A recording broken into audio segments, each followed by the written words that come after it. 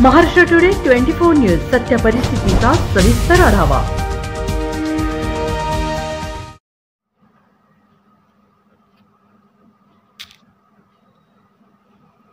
मुदखेड नांदेड मुस्लिम धर्मीयांची ईद उल अजाह बकरी ईद दिनांक 17 जून सोमवार रोजी साजरी करण्यात येणार असून ईदच्या अनुषंगाने शहरातील पोलीस ठाण्यात दिनांक 14 जून रोजी संध्याकाळी 6 वाजता पोलीस ठाण्याच्या आवारात ईद निमित्त शांतता बैठकीचे आयोजन करण्यात आले।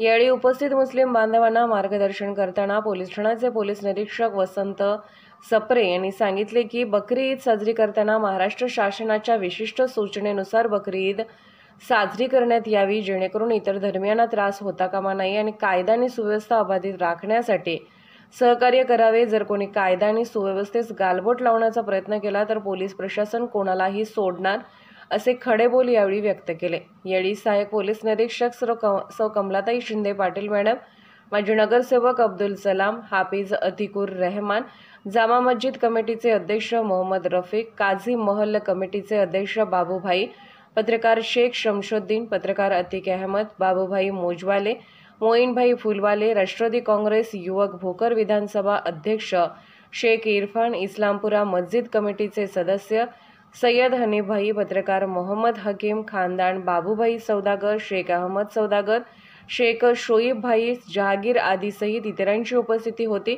यावेळी DS बीचे किशोर पाटील यांनी बैठक यशस्वीतेकरिता परिश्रम घेतले। महाराष्ट्र टुडे मराठीसाठी प्रतिनिधी अतिक अहमद, मुदखेड, नांदेड।